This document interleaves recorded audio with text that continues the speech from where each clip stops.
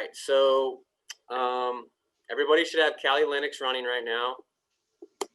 And that's pretty much all you need for the audit D portion of this.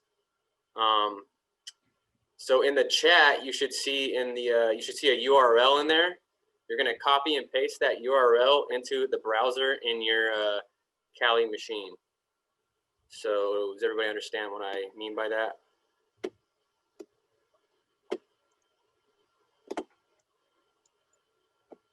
And then what you should get from there is it should be a Google Drive, and there's going to be certain files in there. There's going to be some log files, there's going to be a text file, and there's going to be a CSV file. Just make sure you download all that, and it goes to the downloads folder of your Kali machine.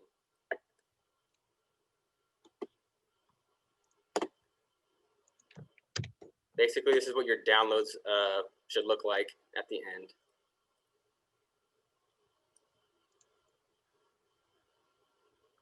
Everybody good up to that point?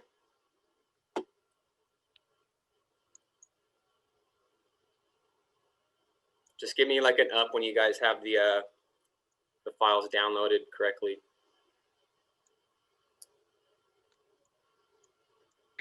Or if everyone's good. Okay, perfect. Check you saying. What was that, Manushi? No, I was gonna say if anyone needs it, we can put it on the Slack if they need it. Just if they need. It's in the chat, so they should be able to just copy and paste it and be good. Has anybody, I would assume that most of you guys don't have Audit D installed yet, right? Yes, no, maybe so. That is correct, I do not. Okay, that's fine.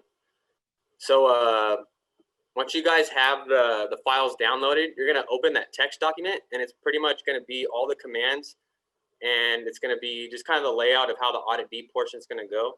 So, and it's gonna be broken up essentially into sections.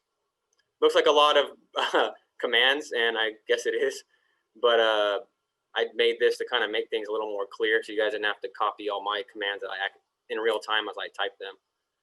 So, yeah, does everybody have those files downloaded into the downloads folder? If you don't, speak up.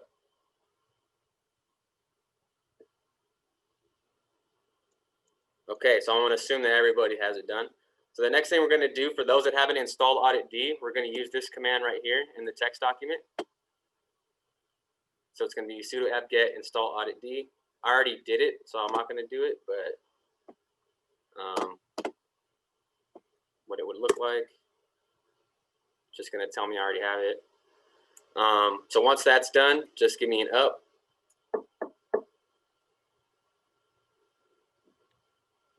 Can you paste the commands in the chat? Can they not open the text document that they downloaded? Oh, perfect. Never mind. Sorry. You good? Yeah, like like I said, that text document should be in there, and it has all the commands already in it. So you should just set up your Kali machine like mine, and you could just follow along.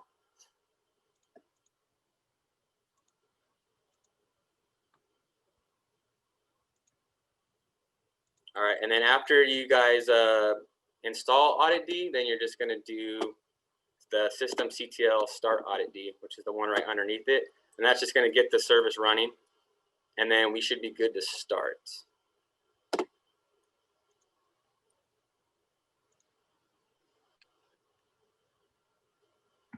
So once Audit D is good and everything's good, we can get started.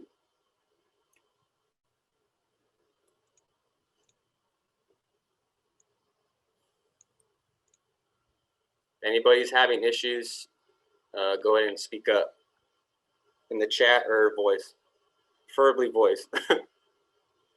We just had a new member come in. If you need any help, let us know, okay?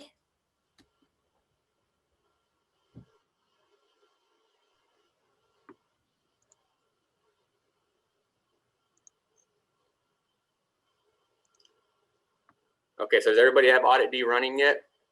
The download shouldn't have been very long. It's a pretty small download.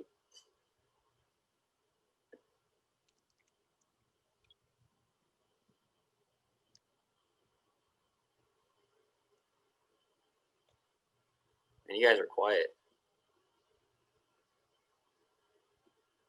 I talk too much, so I'm just trying not to talk too like- much. I feel like I'm talking to myself right now. Yeah, you're doing wonderful, Nick. We really appreciate it. You're making it really easy to follow through, and I love that you are copying, pasting the stuff in the chat to make it a little bit easier for us. So I do appreciate that. It's looking really good on my end. Okay, but yeah, like it's easy to follow the text document, right? You guys all get that the text document's in that, so you guys can just follow along. Yes. Okay. Yes, thank you. But also I was gonna say, welcome to COVID learning. Everybody tends to be a little quiet, so we're just trying to pay attention, making sure we understand what we're doing correctly. I just want to So make sure before I move on that everybody's good to go with that. All right, so no, thank you. hopefully- We appreciate that. So hopefully Audit D is running for everybody. Again, remember you have to actually start the service. So make sure you guys do this command after it's installed. The systemctl start Audit D. And if you want to double check, you can check the status by just saying systemctl status Audit D, and it'll just tell you if it's running. If it's green, it's good. I could actually, I'll do an example of that.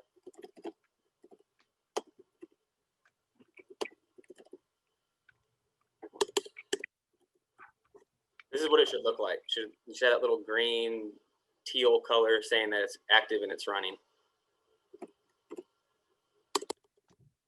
All right, so I'm going to assume by the silence that everybody's good, and we're going to move on. All right, so one quick thing of note, and you guys can see it in the text document, or if you're looking at my screen through the screen share, is that some of these commands might be a little different depending on your file path. So in my Kali machine, I have the root account active, like I can use it, but some people probably don't. So what you're probably gonna have to do if you aren't using the root user, all you gotta do is put whatever the username is for your Kali account into this portion that's highlighted. So basically you're gonna replace the root in the file path, if that makes sense. If it doesn't make sense, somebody please speak up. Or tell me if it does make sense. So say my user was Nick. Instead of root here, it would be Nick instead of root. Does that make sense to everybody? Yes. Okay. In your heart of hearts, you know it to be true. All right. Okay, let me check the chat. We got some chat stuff going on. Okay, cool.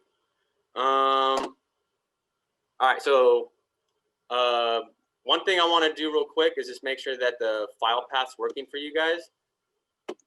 And some of you might have to use sudo for this one, actually. So I want to output the summary of logs because I just want to make sure that you guys have the right log file.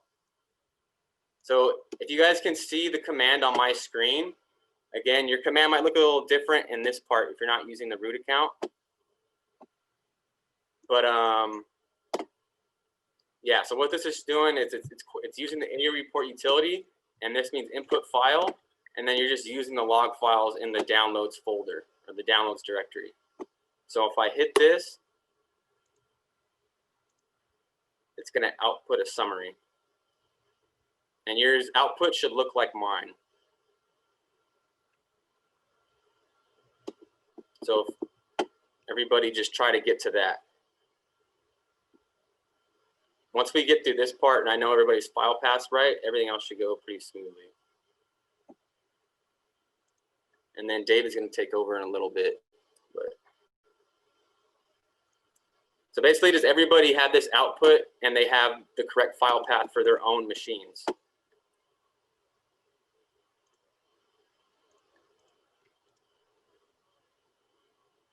And we could troubleshoot if anybody's having issues. Don't feel like you can't speak up.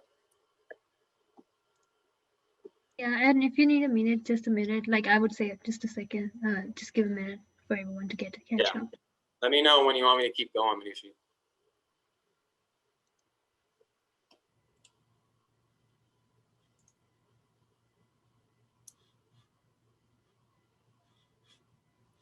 Another thing that might be causing issues is if your downloads folder doesn't look exactly like this, to where the files are just straight up in the downloads folder.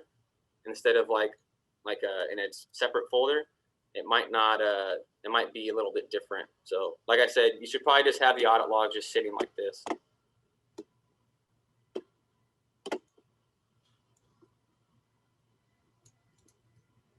For mine, it's working. I don't know for the people.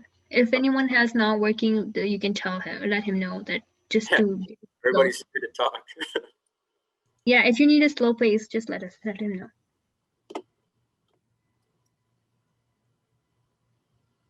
Let me know when you guys want me to move on.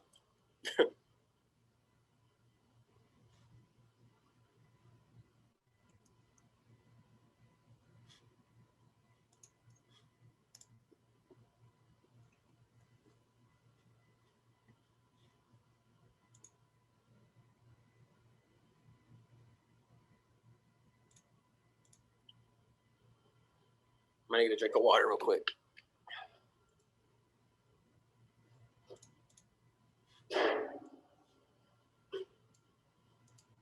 And I know one person just came in later, so I just want to make sure like everyone's following along. If you need help in any point, just speak up. There's a Google Drive here, paste it. I can paste it again. That's the folder for downloads. And you can just open it and you can access all the files in there. You can download those files into your downloads folder, and then there is a text document inside the same folder, which gives you the commands written in. So that way, if you cannot see it properly on the screen, you can still copy that command and paste it into your terminal, which will help you to get the same command. So first you need to get it installed, the audit D, then get started the audit D part, and then check if it's running or not. If it's running, then you can do the AU report -if/root downloads. That will give you the output, which is right now displayed. Or you might have to replace root with whatever your username is if you're not using root account. That's pretty much the key thing we need to get done like before we get started, just because everybody needs to know whatever their file path is. And it might not, I know when I first started, I wouldn't have known what you were talking about or what I was talking about, I mean. So I want to make sure that this part's squared away before we move on. So does anybody, oh, chat. Yeah, if you have it named that might be default. So in the chat, David posted what might be default for other users. But again, it's all going to depend on what your username is.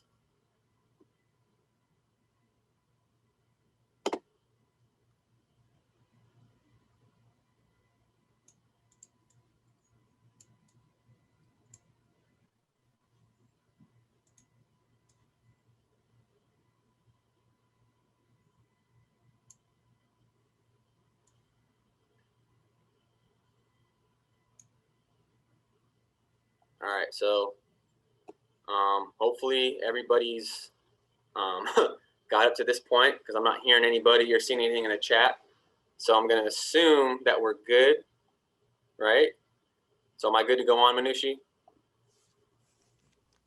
Yeah, they say we're good. Okay. So the next thing, I'm going to kind of set up a scenario, because I was kind of a nerd and I set up a scenario for this. This is going to be kind of simple log analysis with audit D. As you can see, we didn't want to get too crazy with the command because it's all over Zoom, and you know people can get lost really easily. But here's kind of the scenario up here. It's at the top of the text document, and I'll just read it. So a CentOS machine, and for those who don't know, CentOS is another Linux distribution, similar to Red Hat. So anyways, a CentOS machine was attacked by a remote user using an automated password attack. Due to weak passwords/authentication, the system was compromised by an unknown remote user. We have imported the audit logs from the machine and have been told to analyze them for certain details. Utilizing audit D on our Kali machines, we will conduct log analysis of the logs to gather pertinent details. So pretty much what we just simulated is us importing logs from another machine, which are now sitting in our downloads folder. And now we're going to begin actually doing some pretty basic analysis of them. So now I'm going to hand it over to David, and he's going to go over some of these. Oh yeah, my bad. Let me just backtrack for a second. So these are some of the questions that we're going to answer based on the scenario, right? So we want to know, when did the attack start? What was the attacker's IP address? What protocol did they use? What new users did the remote attacker add, and what was the date and time? And then we're going to look for evidence of system discovery through that remote user's shell, and match it to the time frame of the attack. So yeah, so now David's going to take over, and he's going to go over some of the AU report, some of the ways in AU report that we can get this information. All right, thank you, Nick. I'll go ahead and start sharing my screen. Yeah, I'll stop right now. Okay. And let's see, just gonna make sure I got this right. All right. There we go. Can everyone see my screen? I can Yes, see it. Sure Yes. can. Okay. So first, what we're gonna do is, well, we've been told that there's been some issues with like someone trying to log into the machine, right? So we're gonna try and come up with a report of the logins that have taken place on the machine.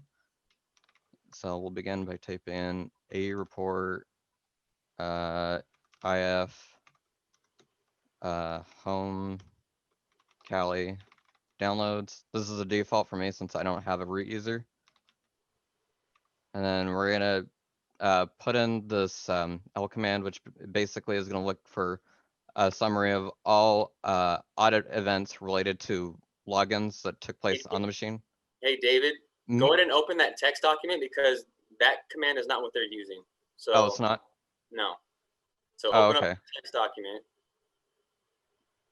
Right, I'm looking at it. So another one we can also use as well is AU, which looks for attempts to authenticate as well. And I'm going to stop you again real quick. So a lot of you will probably have to do sudo -su, so you guys can just be in the root. And then you just put in that root password, and then you guys won't have to do sudo every time you run these commands. Yeah. Does that make sense? Like, show them on the screen share so they know what it looks like. Yeah, so for me, I'll just open up another terminal.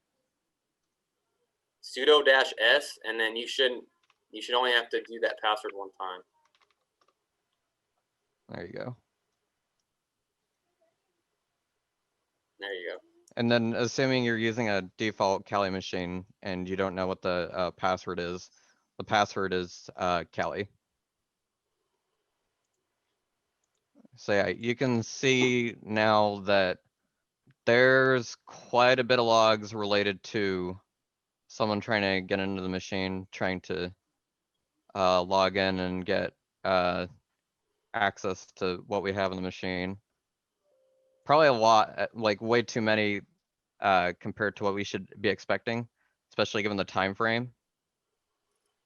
And then you can see here as well that we have the IP address of the machine, what protocol they were trying to use.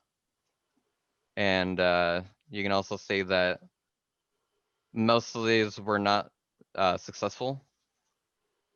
So it's quite clear now that someone was trying to brute force their way into the machine. So go back up to the top, because we also need to find when the attack started, because we're going to need that for another command later. Right, and you can see here that it took place at around 15:26 or 3:26 p.m.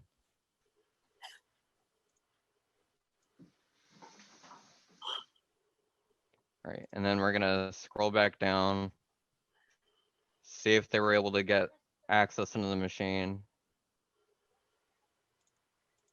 And then it looks like around here they were able to get access. So you can say that there was yes, a successful authentication, as well as here. So yeah, it looks like that they were able to gain access to the machine. So from there, we're gonna see if anything was changed on the machine. So like before, we're gonna type in that same string of commands, but we're gonna change it from searching for authentication reports to modification reports. And then you can see here as well that there were multiple changes to the user accounts on the machine. It's like right here, we have ones related to root. We have ones here related to admin. Now notice those accounts. Those aren't the actual real root and admin accounts that are on the system. What's different about them?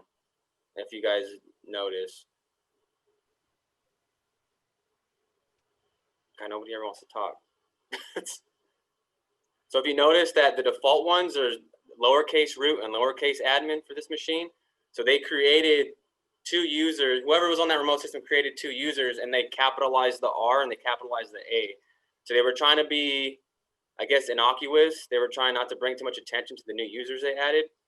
And so, yeah, that's kind of showing that. I just wanted to point that out. Right, exactly what Nick said. So now we want to see, okay, well, we got these reports, but what specifically did they do? And you can see right here that they got this little number next to them at the end of these reports. These are the audit IDs.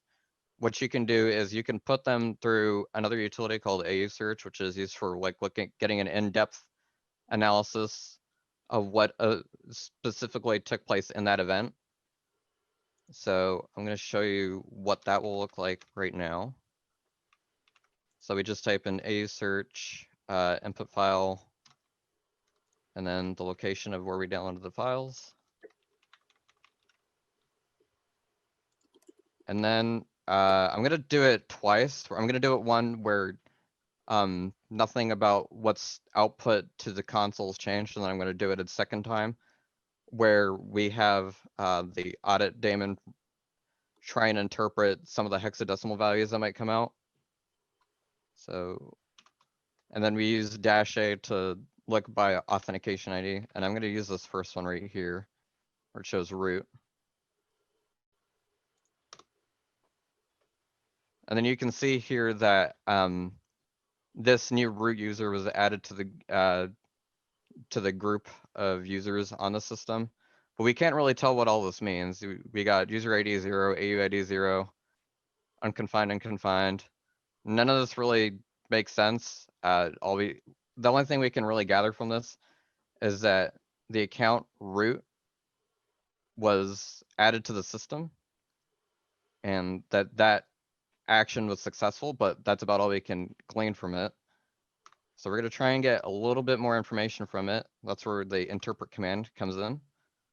So basically what this is saying is, I want you to interpret whatever is being output using this command.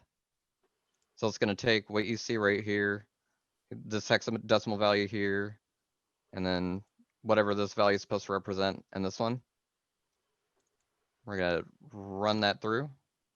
And you can see now that all of a sudden those values change. So now we can see like the date that this took place as well as the time.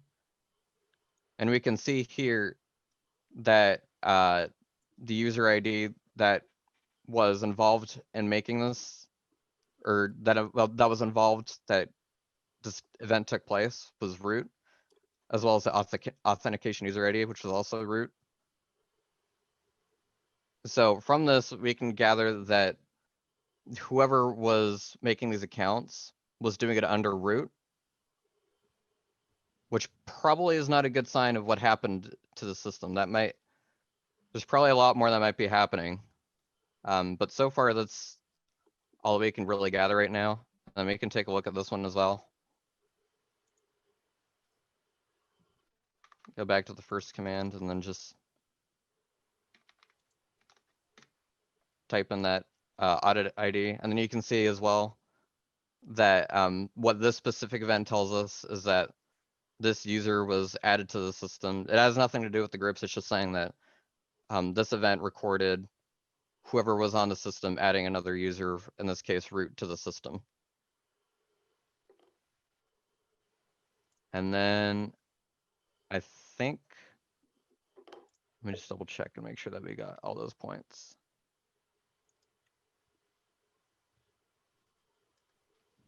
I think we're good to hand it off from there, right, Nick? Yeah, I'll start screen sharing again. All right, yeah, and then I think Nick's got one more thing he wants to share. But before I do, was everything that I've said so far clear? Did anyone get lost along the way? Yeah, please speak up if you weren't able to get what we were looking at, or you didn't understand it, Oh. or maybe I know some of the commands are different. It's hard to do it on Zoom, like with the commands, so we have to just kind of be standardized. But hopefully, you guys were able to generate this output. It worked on me, so I'm hoping that it worked. I did it like a typo first, so I was like, okay, and then it worked out. Okay. So I'm gonna start screen sharing again because now I want to go over something as well. Yeah, all right, go ahead.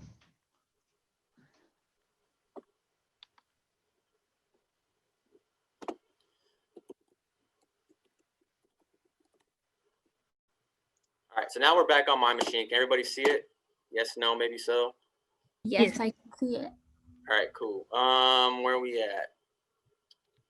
Okay, so one key thing that we wanted to find was when did the attack start. Now, one thing I noticed about David's machine, and also it's pertinent for you guys to know, is that, okay, so I'll just run that command real quick. So let's copy and paste it. Oops.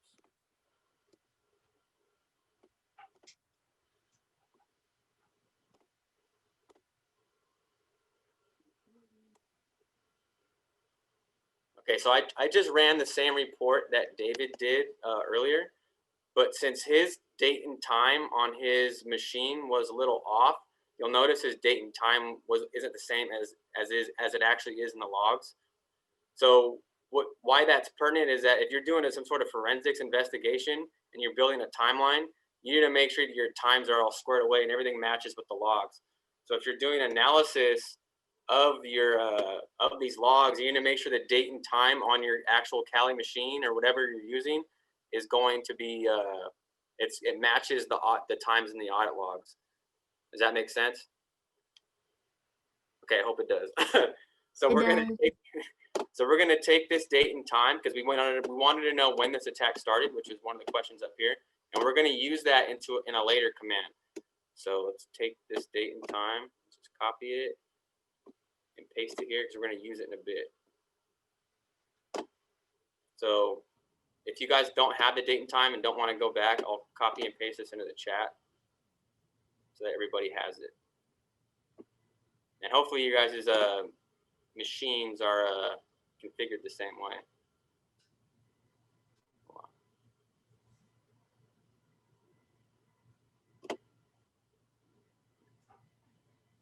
So that's going to be the date and time that we're going to use if, oh, whoops, I sent it to Jackie on accident. There, everybody. That's okay. Thank you. That's Oh, wait, I'll go ahead and copy and paste it. Oh, there you go. I see it. Cool. Thank you for that. That helps. okay. So now everybody has the correct date and time printed to the logs. All right, so we went over, we answered this. So now we want to look for evidence of system discovery through the remote shell. That's the next one we're going to use. And this one we're going to have to use AU search because we're going to look for a specific command that we want to look for. So if you scroll down in the text document to where it says cert to this command right here, we're going to look for every time that the cat command was used. And the reason that I think I want to look at that is because if a remote user was in here, there's a good chance they'd be using the cat command to be able to see the output of files. So for those who don't know what cat does, I have the definition right here. Oh, whoops. Yeah, definition right here. I'll just read it. So cat stands for concatenate, and it is a command. A command is a frequently used in Linux. It reads data from the file and gives their content as output. So I want to know when that command was used to read the contents of files during the time that the breach started or during the time that the attack started, right? So I'm going to copy this command and we're going to do an AU search query to search the logs.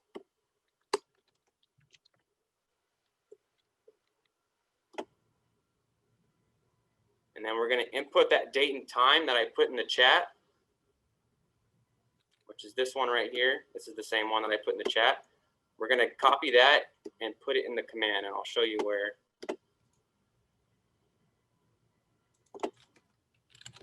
Pretty much, you're just going to get rid of the where it says time in caps. Just get rid of all that, and then you can just paste the time in there. Does that make sense to everybody? So basically, we're searching with this command down here. We're searching the log files that we have for any time that the cat command was used after the attack started. Does that make sense to everybody? Yes. I'll wait up a little bit for people to catch up if they're not there yet. Thank you.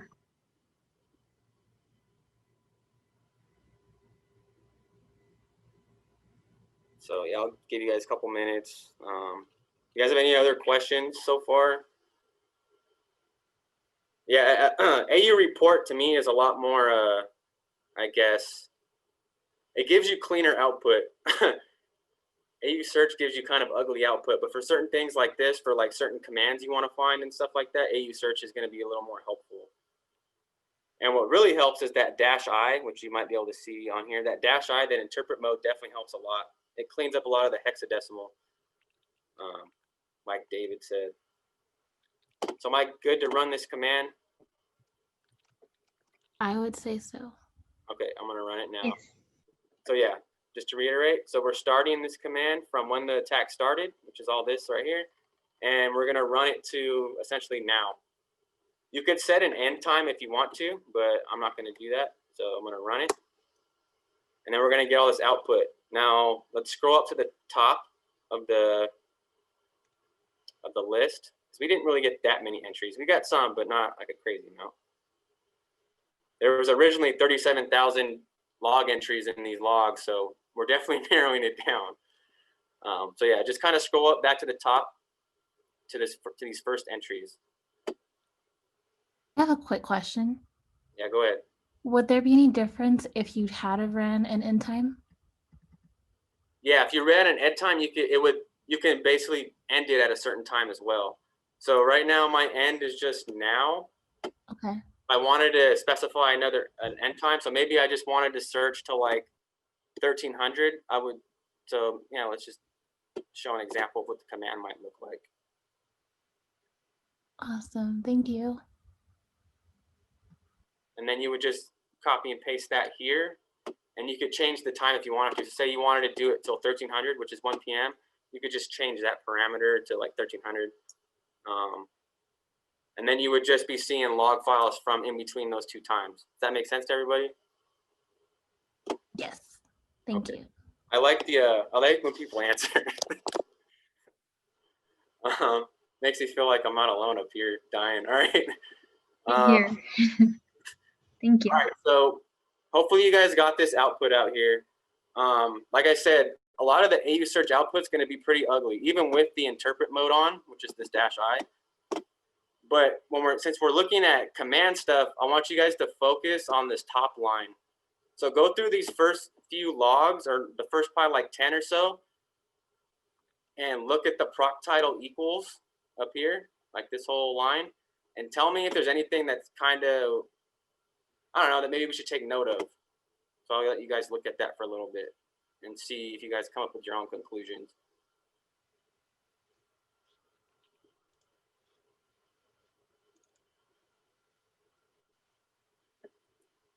And if you guys need help, this would be the time to ask too. All right, so I'll move on.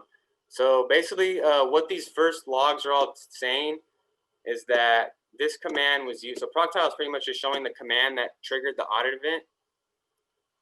So within the time frame that we're looking at, someone was looking at this file, which is the networks file, the netconfig one, the Sadur's one, or at least trying to, and was looking at this shadow one right here, which shows users and then password hashes. So he could have, whoever was on that other system could have just copied and pasted what was there, and then he has the hashes for passwords on the system and the users. And then we can see that it should have been a success. Oh yeah, and this is actually interesting. It'll tell you what key it generates, so you can search it if you have like rules set up. So that's kind of just what I wanted to show, how you can just kind of search for different commands used as well to see kind of what they were looking at in the system during that time. So what are we going to look at next? So the next thing I'm going to go over, and I'm going to go over it kind of briefly because I don't know if I don't want to take up too much time because Minushi and Benjamin and everybody still has to talk. So I'm going to clear all this. So go to the area of the text document where it says audit CTL.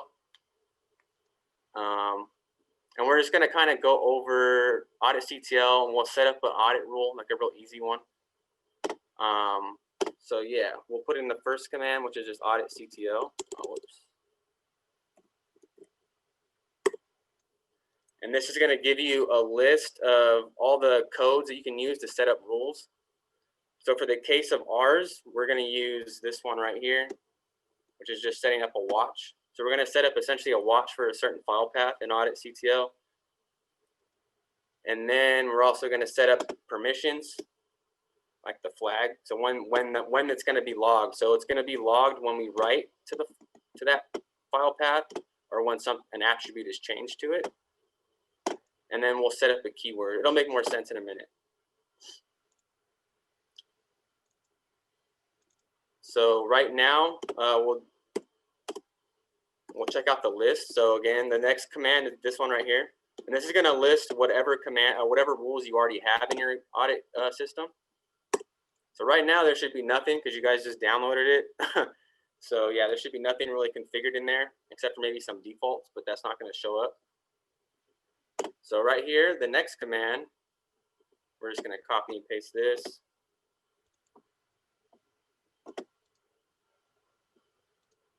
And this is going to be the rule we're going to set up. So again, like I said, all this is saying right here is that we're just going to set up a watch for this file path, which is etc password, so in the etc directory. The -p and the WA is just setting, it's going to flag it when something is saved or written, sorry, W stands for written, and when an attribute is changed to it. And then this is going to be the keyword that we're going to use to reference the actual log for this file path. Does that make sense to everybody? That makes sense. Okay, cool.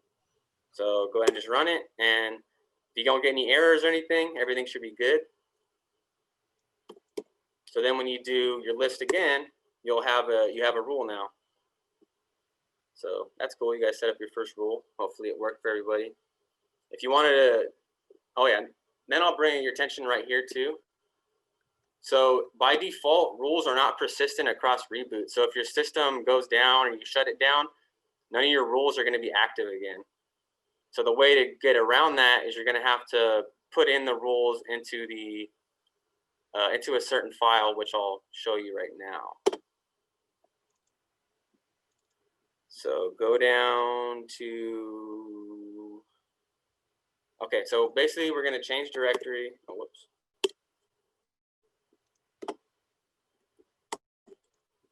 All right, just making sure I'm at home directory. All right, so we'll copy and paste this file path.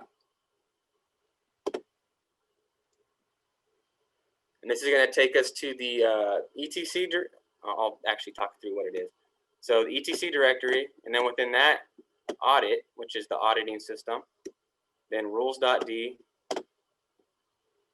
Run that. We'll run a list. So this is the file that we need to put all our audit rules into. I'm not going to have you guys save things. So I don't know if you guys want to. You know, it's kind of up to you. But we can look at what's in there. So these are the only rules that are in there right now.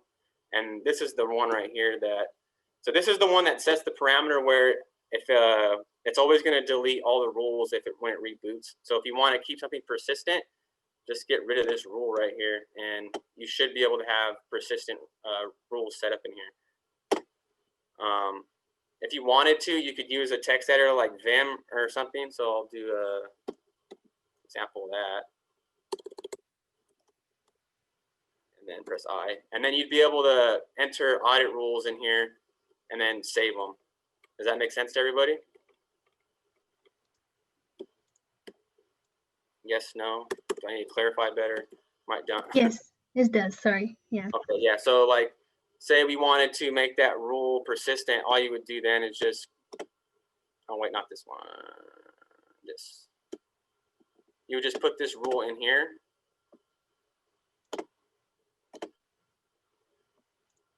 And then you could just essentially save it. Whoops. And then you have that rule kind of essentially permanently set up. So I'm not gonna save it because I don't know if I want to.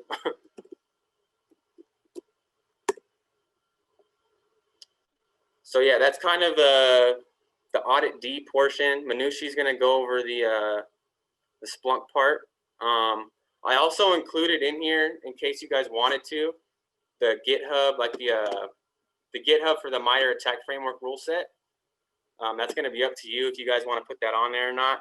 But you would put it in the same way that we just did it, where you just use a text editor to be able to access that audit.rules file, and then you essentially would just copy and paste what's in there.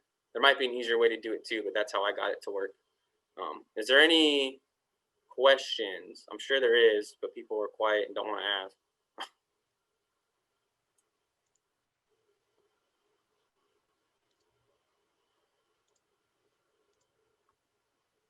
Bueller. Yeah, you have the time now, or never. And if I like to say that, but yeah, do you have any questions?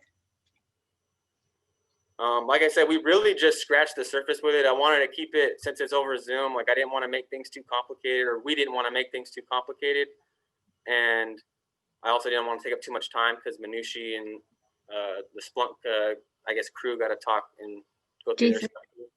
But yeah, if you guys don't have any questions, that's pretty much it for the audit D part. Again, just scratch the surface. There's so much more you could do. I'll post up another, some more documentation as far as to go over what more of those AU search outputs mean, like all the different, you know, process IDs and all that stuff. And I'll put that in the general if anybody wants to look at that stuff. So Thank you. yeah, I guess I'll stop sharing if nobody has any questions. And then I also have to take off, so I have something I gotta handle today. So thanks, guys. Thank you so much, Nick, for coming here and showing us the audit. You and David did really work on it, so thank you so much. Thank you. All right, later, guys. Okay. See you, Bye, Nick. Nick. So we'll get started with Jason introducing. So you can now do it, open your Splunk accounts. Jason, you want to go over it? All right. I was just about to ask the question of who's in charge of sharing the screen. Well, I guess I'll take this part. Screen one is on. Okay, so, well, first of all, who in this chat has been able to get on Splunk.com, fake up some account information and download it? As you might have found out if you were making the account, they don't double check any of the information. Email, throwaway email, phone, random phone, zip code. I put in the zip code for New York. So it's really just a moot point. They check the info on the second login, but by then you'd have already had the chance to download the MSI file, set up the basic account, and created this, at which point they ask you for the database login, which is just a single administrator account. It has nothing to do with your normal Splunk. So that's what happens. At which point you see a login screen and you log in with the username and password you have in there. Password. If you have not yet if you don't yet use a password manager, highly recommended. What you do is you install this thing. You don't have to pay for it or anything. Some options like KeePass Pro here are free and open source. And it gives you a database. You put in a single master password and everything is here kept. Make them as secure as you like. I don't even know what these passwords are half the time, but you put them in there, highly secure, whatever you want, put on a jump drive, and it gets you in there. KeePass, never remember a password again. once you get into the what is it, Splunk database. All right, take care, Anthony. Thank you for coming in. And To add sorry data to in here. bug you, disturb you. Is everyone able to do the Splunk, open the Splunk and sign in up till here, just to make sure? That is a good thing to ask. Progress check. Who's keeping up with me? I think you I'm can take good it over forward. here. And then guys, don't be afraid. Manushi and Jason are so great in helping and super informal. So if you guys have any questions or you feel a little shy, there's no such thing as a dumb question in this scenario. So if you feel free to talk if you need to. Yes, and if you need to, if you are shy, just like chat in the group, you can even do it like to me personally, me or Jason, like personally in the chat. If you want, if you're gonna chat to me privately, I can still reply to it, so no one will see it. So it's okay. Like we're all CPP, like students. Mm-hmm. So, what is it? Have people in this chat already? Do they already have access to auditlogs2.csv? Because the next step is going to be uploading data so that we have it on hand. I just have it here in my downloads folder because it was in the Google Drive. But if people don't have access to that, I can repost it in the Zoom chat, a link to that, or in the Splunk chat, excuse me, Slack.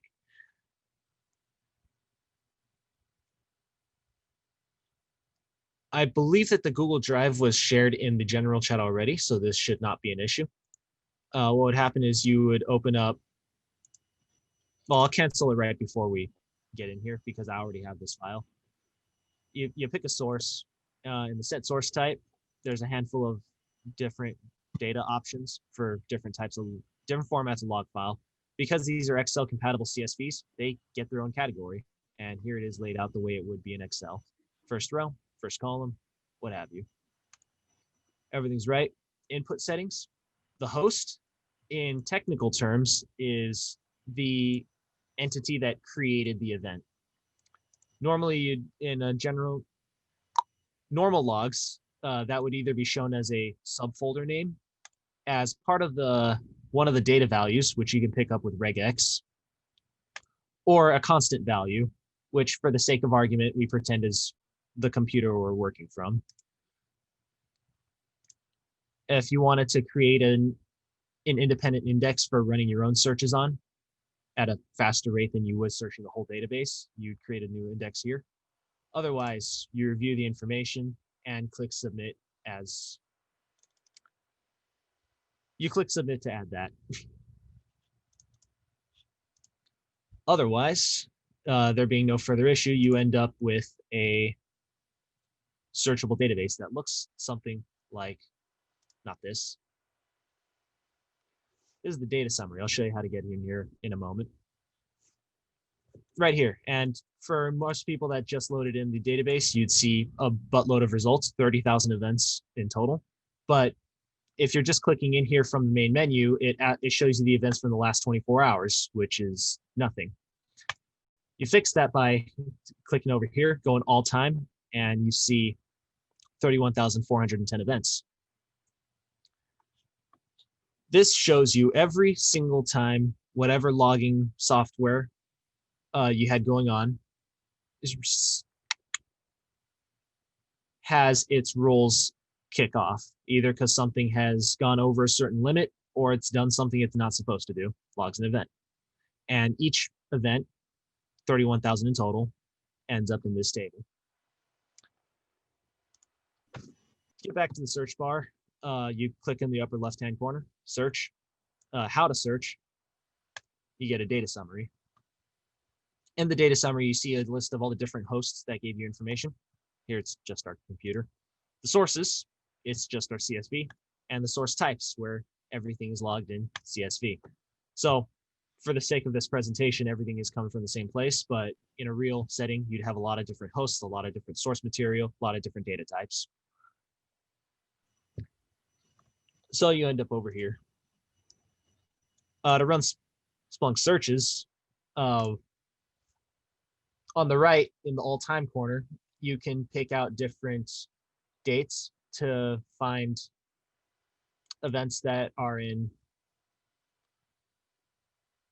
there's no clean way to put it, different time periods. So here you got some events from November 9, and you got a couple from November 7. This is the all-time column. So the very first searches are over here. The very latest entries are over here. You can grab entries from the past 7 days, and you'll end up with a more fine-tuned chart, with the ones on the left being last week and the ones on the right being today, November 13. As you can see, we got a little spike of 15,000 events in November 9, meaning that somebody has been doing something they weren't supposed to do. Funny how that works. If you wanted to find a specific keyword, such as opened file, you could click on it and add to search. I generally prefer just typing it manually in there, but it gives you keywords. So if this here just flags down every single event that has the keyword open file somewhere in there, and that's pretty nifty.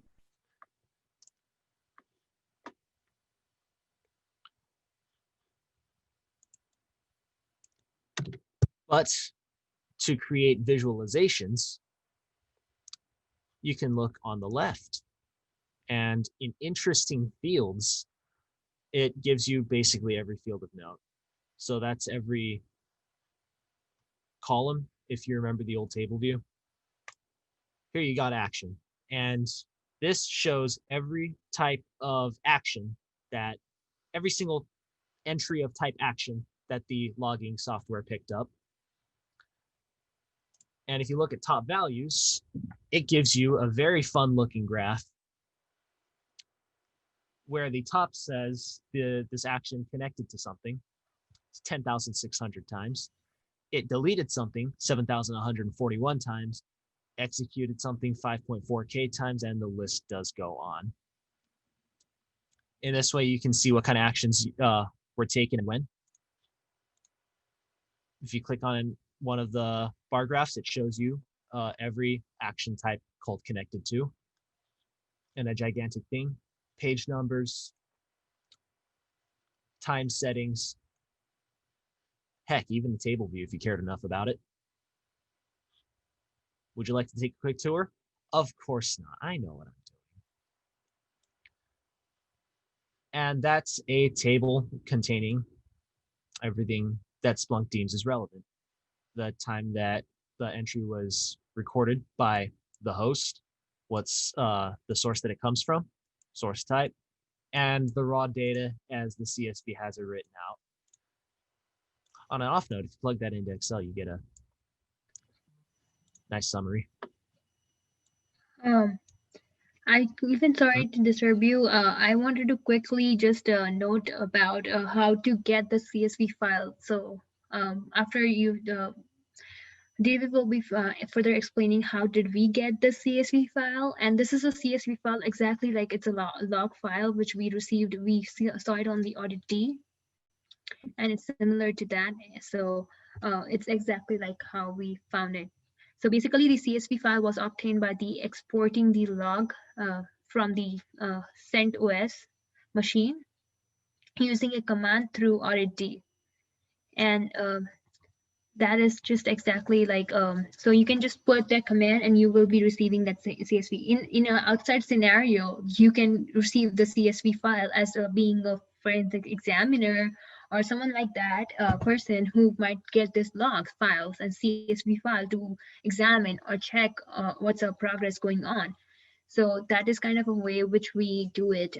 We receive the CSV file from the same logs from the machine, and then so we receive it through there.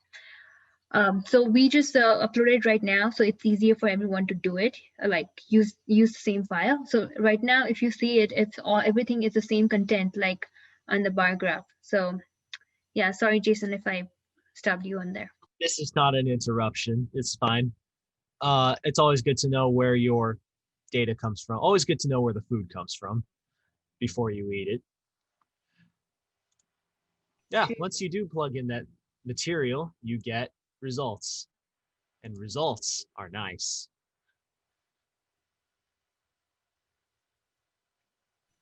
Let me know if you want to mention the how to create the event type. Of course, Minushi. Would you like to go into detail about that?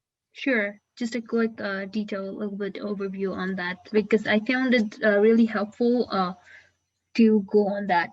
Can I screen share? Creating your own events. All right. You said you want to share your own screen? Sure. Thank you. You're welcome. So, wait. Are you all able to see it? I can see it. Okay, perfect. Thank you. So I was just going over some events. So you can create event logs by creating. So first example, you can do a specific search for actions. And you go, for example, we want to see a specific action like started a crypto session. So if you want to see that, and we can filter by clicking on it, we started an action filter, which will filter the search by only the actions which had crypto session. I already made an event log, but I can show you how to make it.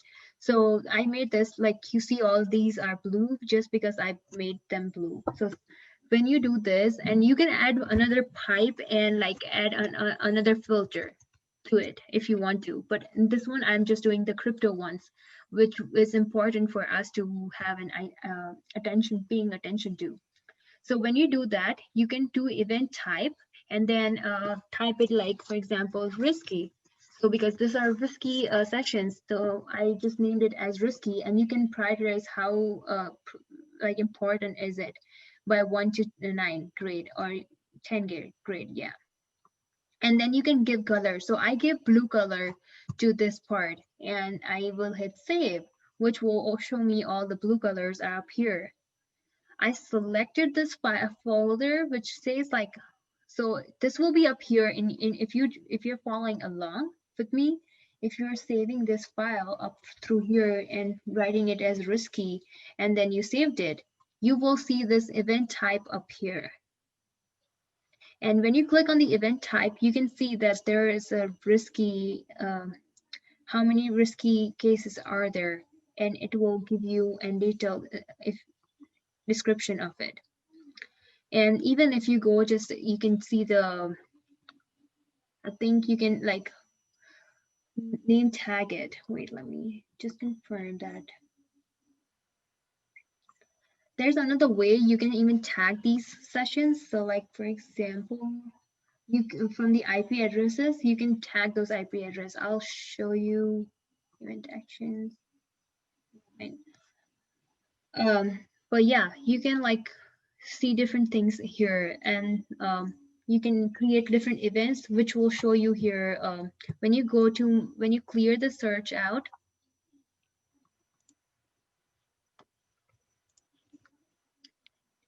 And I'm gonna clear this section. You can add this pipe of, if we want to search, for example, we want to search by the event type. So I'm gonna put a command, I'm gonna put a pipe here, which says status count by, I'm gonna do count by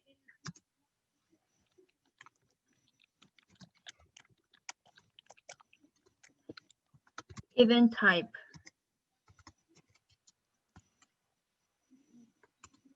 So I'm gonna hit enter, and that is gonna be giving me the number of amount, which are event by the event type. So I can see, you can see that it's 706.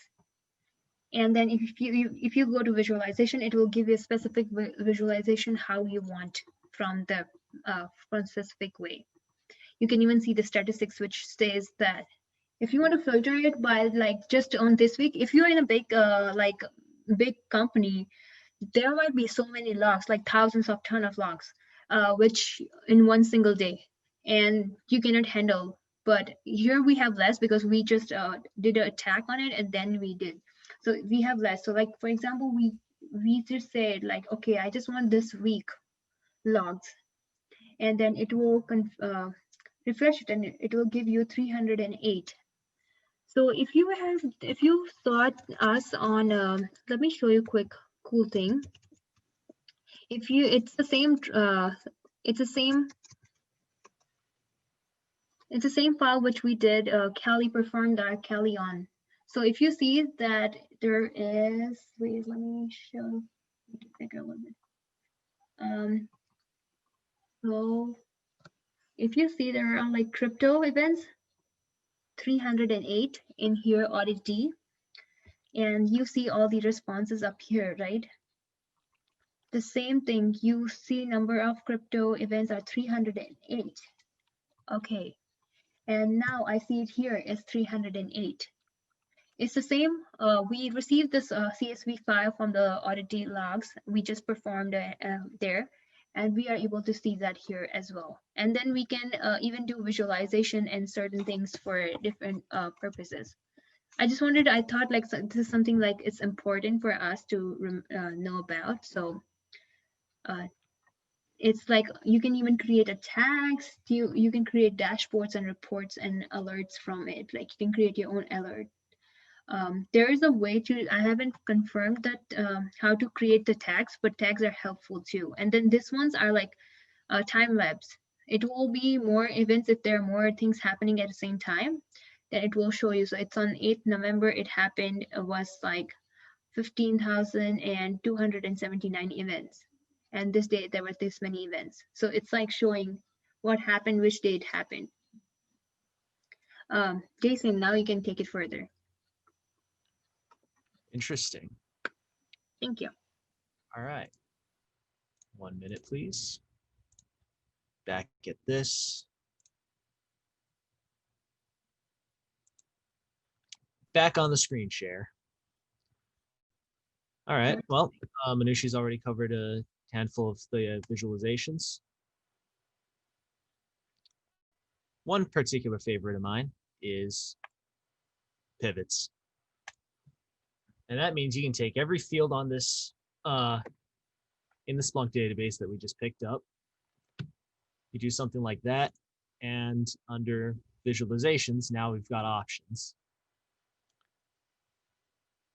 For example, you've got a line chart with the count of 1605, 30, 14, 14.139, which I'm pretty sure is absolutely useless. Just kidding, I'm sure it's every total entry. But here we've got the distinct count of actions taken. Number of distinct different actions. If we put up to the count, then you just get a bunch of the same actions, which is to say many. That allows you to compare. On Saturday, November 7th, you got 3,400. Then you got 0.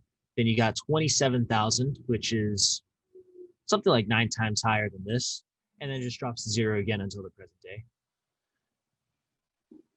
This looks complicated, but I promise it is somewhat easier than it looks.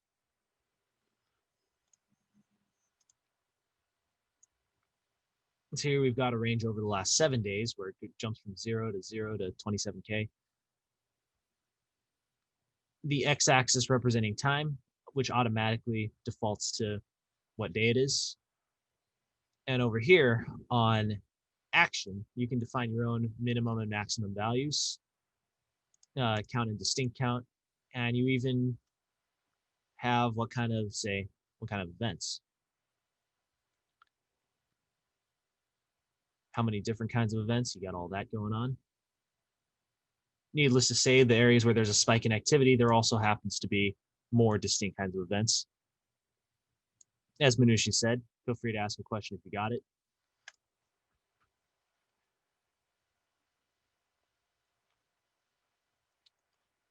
Over here, it shows you on what days certain types of events came into being. So the events on November 9, 32 of them. Over here, you got 10 of them on Saturday. And then in between you got a whole lot of 0% going on. Some days it's quite fun to just move your mouse over days with 0 events and just watch the clouds fly by.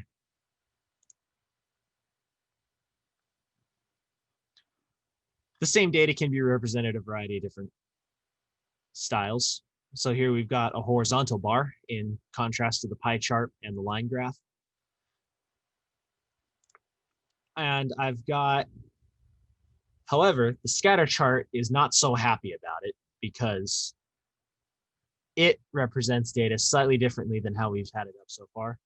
Not to worry though, I've taken a very tall screenshot and I'll be showing you how to fill in data to describe the number of distinct actions taking place over the date.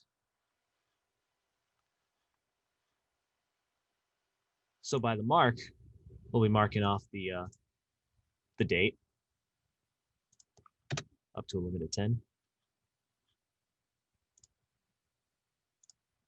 Our x-axis will also be holding the date. Excuse me, the event. Oh, that's just wrong.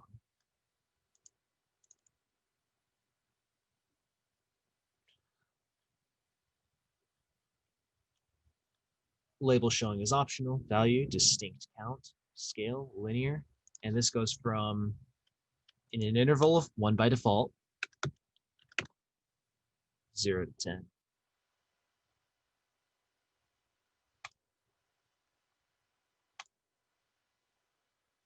For our y-axis, we'll be looking at the distinct count of actions on an, and here we can already see something beginning to present itself with the date being November 7 and November 9. Date value is considered 1, and the distinct count of action goes between 13 and 44, depending on which day you're looking at and the distinct counts of actions. So here's a scattergram. If the date was nicer about it, we'd have a nice little graph showing 1, 2, 0, 0, 0, 0, but it's not causing an issue now because we have our data points. That's all we need in the world, isn't it?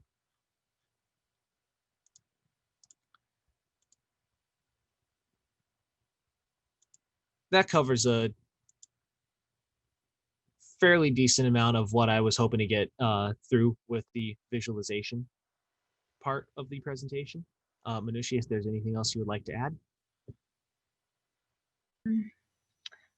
Not exactly. I have something which I don't know if I can share the screen. Wait, let me do that. Yeah, I'll give you the screen again. Here you are. So yeah, something I forgot to talk about is that you can even so each field you can just click over it, and then you can like events. If you go here, you can scoop in and scoop out some things in selected fields. So you can make it prioritized. Like you want to see, do you want to see where it's from? No, I don't want to see it. I don't where it's from. Do I want to see their IP addresses? Okay, I want to see IP addresses. Then you just go there, and then if you click on it, it will give you the amount of IP addresses up here. And if they're not there, you can click on each one. So for example, this one is like just 2 counts. Okay, this is like, we haven't authorized this IP address or something like that. You can open it and you can keep an eye on this. Like you can keep you can put these up here, like by the IP address. So if there's you can create an event. I'm gonna clear this, wait. You can clear the amount of, so if you want to just see like what events have been by this specific IP address and it's not safe. So if there's any other activity, you can create an event on that part where you can say like, okay,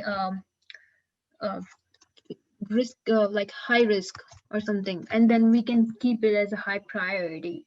That way, if their event happens, we can, and there's a way to even tag them. I am not 100% sure how to, but I watched a video. I'll put the YouTube link. I watched a video where you can like tag the fields, and that will that will say like okay to, and you can filter out the different ones by IP addresses. So if there's the same IP address, it's okay.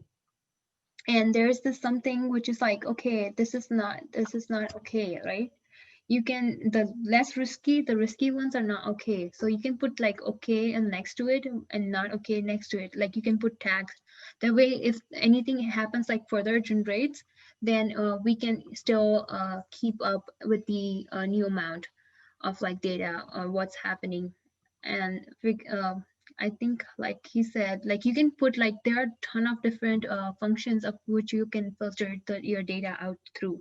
So if you got, for example, like you are in a security NCL or like somewhere like that, and you are stuck, like I need to do analyze, like you can analyze, you can just pipeline it, and then you can put like your filters to it, keep adding the filters. For this one, there are this many events. Let me clear this part and see, let's see what we get.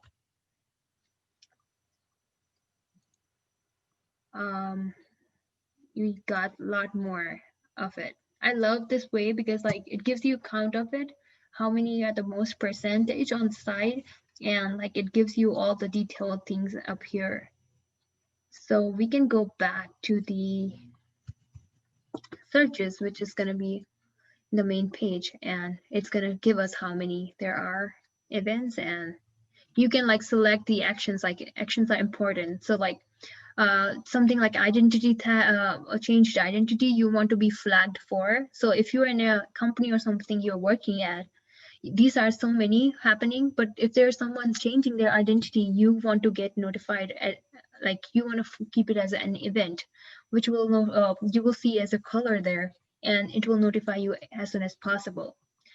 And you, when it comes to searching this parts, like it's easier to do, it will give you suggestions. Like if you search, you can search like how outside, and you can create even dashboards of it too. So which will, as soon as like I learned this thing at my internship, that you can just create a task manager, and you can like literally create, you can automate your files. So you try to run this script, you create a script, and that script will run every time, every night. So for example, like there's new files added, new events are adding every night, then this will look different. Or like something like you can create it as like this kind of alerts and reports thing. It will open. I'm not sure. Yeah, we have to input the results, but you can create these dashboards for other people. But for you being a data in this area, like you're analyzing the data, you want to make sure you're getting the right things. I don't know if anyone has questions, feel free to ask at the same time, so we can make sure that everyone's understanding the content. My bad. You're good. And you can even change it. If you're in a big company, you might have a lot of data, so a lot of like events happening at the same time. So you can do it only for 24 hours, or you can do like by weekly or by hours. I'm gonna do all because we don't have much of the attacks events done here, so that's why I'm gonna do it back out. But this something you can see like this. You can go to each one and then click on them. It will filter the data by that, like all the events by that time. But does anyone has any questions at this point? I'm trying to see if anyone has any questions more. There's a lot to it. I will share you one link. Wait, let me share this link. I'll show you this one link, which is really helpful. I found it helpful to look at, so I'll just share that with you all. Let me find the link quick. But until that time, there's like a network security. Thank you. No questions tonight. Okay, perfect. I'm thinking, I'm understanding that like you have a good amount of content. You're understanding good amount of content because like no one has any questions. But yeah, there's one more link. I will find it and put it in the chat. in the general chat for Slack. That is like a deeper version of network analysis as well, and I found that really informative. But we had short amount of time to work on this, so we were not able to go deeper in that part of it. But for sure, if anyone wants to like go deeper into Splunk, I have a couple videos which you can like watch over, and they were really helpful for me. So like I understood it better. You can even watch it too. So I will give it to further. If you don't have anyone, no one has any questions, I will give it to Ben to talk more about how we use this logs into like in real forensic examiner, like examination, and he will take it further. Yeah, thank you, Ministry. I'm going to keep it a bit brief. I said like on the presentation, I will go over like the reports and all, but that will be just like spoiling you for like the whole digital forensics class. So I want to leave that surprise for you when you take it, or it could be great, like great review, or because I'm going to go over things that were not covered in that class. Okay, so basically, before I go into like the whole log thing, I will say that reports vary per each agency, and it vary for example, companies as well. For example, it's important to have a report since district and state courts require expert witnesses to submit a report before like the whole examination process. On like the jury, on like the stand, of course. Our report structure varies. For example, the FBI and state agencies are both different. Some might require a lot more information and some require less information. However, it's important to select the information that is specific for that case. If it is a lot of information in the report, you might derail the case with off-topic evidence.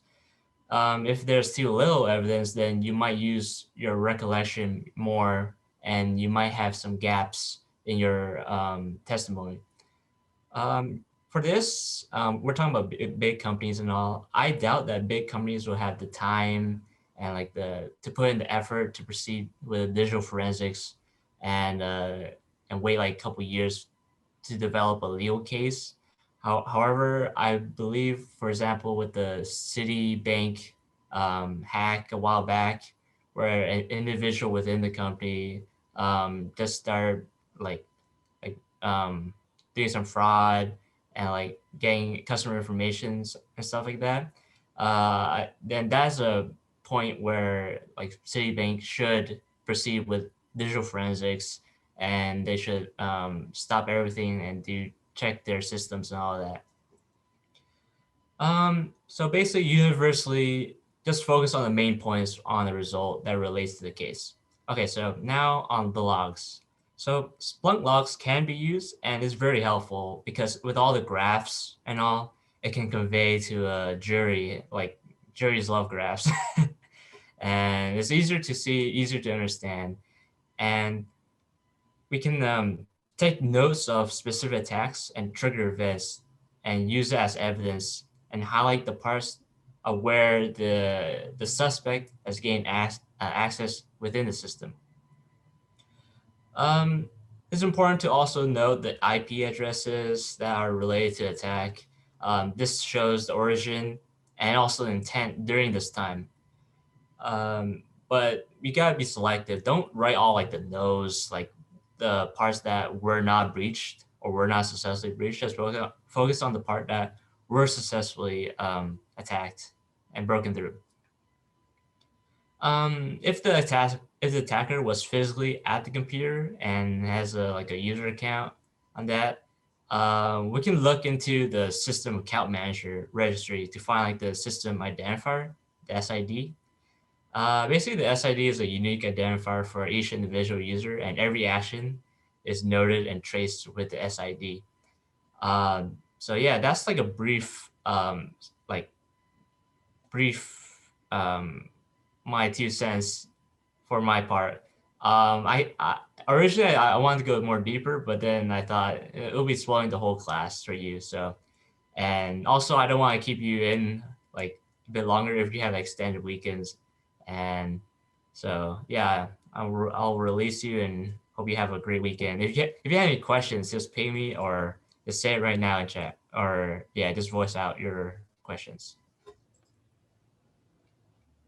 If you ever do get them. Yeah, if I ever do get them. Yeah, thank you for everyone who is here right now. Thank you for attending this session. And I know this week is like a Veterans Day week where we are celebrating with our family and the ones we're doing those things together. So like I know everyone might have some plans and something, but you are here. That means a lot. And yeah, David, you want to go some further on something?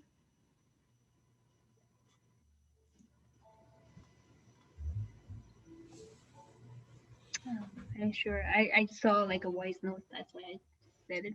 But yeah, I think we have almost we covered the main points of all the things we were working on this semester, and we made sure that everyone get their content. Thank you so much, Maurice. Thank you so much. I don't know I said the name right, but thank you so much for putting this all like getting this like coming here and like sitting here and understanding this content. If you have any questions at any point of time, you all are welcome to ping us and ask us questions. Thank you, Amber. You are awesome. You're an awesome president.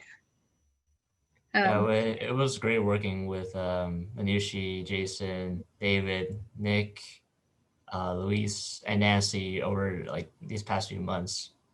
Yeah.